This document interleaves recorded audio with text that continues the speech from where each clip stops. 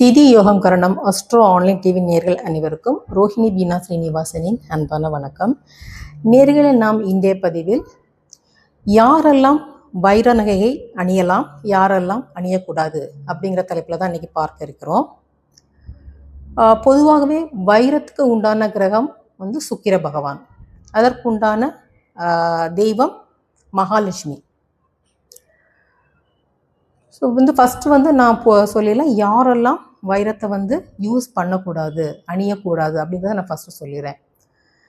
இப்போ நாம யுகங்களில் இப்போ நீங்கள் திருதி, வியதிபாதம், மகேந்திரம் இந்த 3 நாம யுகத்தில் பிறந்துறீங்கன்னா உங்களுக்கு சுக்கிரன் அவயோகியாக வருவார். கண்டிப்பாக நீங்கள் இந்த வைர நகையை யூஸ் பண்ணக்கூடாது. திதிகளில் பார்த்தீங்கன்னா பிரதமை திதி, வளர்பிறை அல்லது தேய்பிறை ரெண்டுமே. பிரதமை திதி, சதுர்த்தி திதி, துவாதசி திதி, திரையோதசி திதி இந்த 4 திதியில் பிறந்தவங்களுக்கும் சுக்கிர பகவான் திதி சூன்யமாக வருவார். ஸோ அவங்களும் வைர நகையை யூஸ் பண்ணக்கூடாது.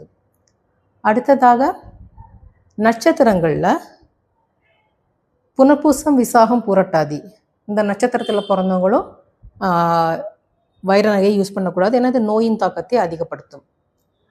சரிங்களா? இவங்க அவசியம் ரொம்ப கவனமாக இருக்கணும், வைர நகைகளை அணியக்கூடாது. இப்போ யாரெல்லாம் வைர நகைகளை அணியலாம், யாருக்கெல்லாம் இது அதிர்ஷ்டமாக இருக்கும், யோக பலனை அதிகப்படுத்தும் அப்படின்னு பார்த்தீங்கன்னா, இப்போ நீங்கள் பிறந்தது சௌபாக்கியம், வியாகாதம், சாத்தியம் இந்த 3ல் ஏதோ ஒரு நாமயோகத்தில் பிறந்து கரணங்களில் தைதுளை கரணத்தில் பிறந்தவங்க, அல்லது உங்கள் ஜாதகத்தில் சுக்கிர பகவான் ஒரு யோக நட்சத்திரமோ கரண நட்சத்திரத்திலோ இருந்தால் உங்களுக்கு சுக்கிர பகவான் உங்கள் ஜாதகத்தில் வலிமையாக இருக்கிறான்னு நம்ம எடுத்துக்கிட்டோம். ஸோ இந்த அமைப்பில் பிறந்த அன்பர்கள் கண்டிப்பாக வைர நகைகளை அணியலாம். வைர நகைகளை அணியும் போது இது அவர்களுக்கு யோக பலனை அதிகப்படுத்தும், பண வரவை கொண்டு வரும்.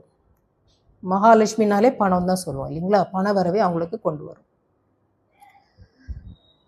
ஸோ இப்போ இப்போ நீங்கள் சொல்லலாம், நான் சௌபாக்கியம், வியாகாதம், சாத்தியம் இதில் ஏதோ நாமயோகத்தில் பிறந்து இல்லை தைதுளை கரணத்தில் பிறந்திருக்கிறேன், ஆனாலும் என்னால் வைர நகை வாங்க முடியலை, என்ன பண்ணலாம் அப்படின்னு கேட்பீங்க இல்லைங்களா? இப்போ நீங்கள் என்ன பண்ணலாங்கன்னா, ஸ்ரீரங்கத்தில் உள்ள ரங்கநாயகி தாயார் போயிட்டு நீங்கள் தைதுளை கரணம் அன்னைக்கு போயிட்டு நீங்கள் தரிசனம் பண்ணிட்டு வந்தீங்கன்னா, இப்போ நீங்கள் வைர நகையை வாங்கணும்னு ஆசைப்படுறீங்க அப்படின்னா அந்த காரியம் உங்களுக்கு 100% நிறைவேறும். இதை நீங்கள் ரெகுலராக பண்ணிக்கிட்டே வாங்க. இப்போ ஒரு தைதுளை கரணம் 4 நாளைக்கு ஒரு முறை வந்துக்கிட்டே தான் இருக்கும். ஸோ எப்போல்லாம் உங்களுக்கு டைம் கிடைக்குமோ அப்போல்லாம் போயிட்டு ஸ்ரீரங்கம் ரங்கநாயகி தாயாரை நீங்கள் வழிபட்டுட்டு வந்தீங்கன்னா நீங்கள் நினைக்கிற வைர நகைகளை நீங்கள் ஈஸியாக வாங்கலாம். ஸோ நேர்களே, உங்களுக்கு இந்த பதிவு மிகவும் பயனுள்ளதாக இருந்திருக்கும் நம்புகிறேன்.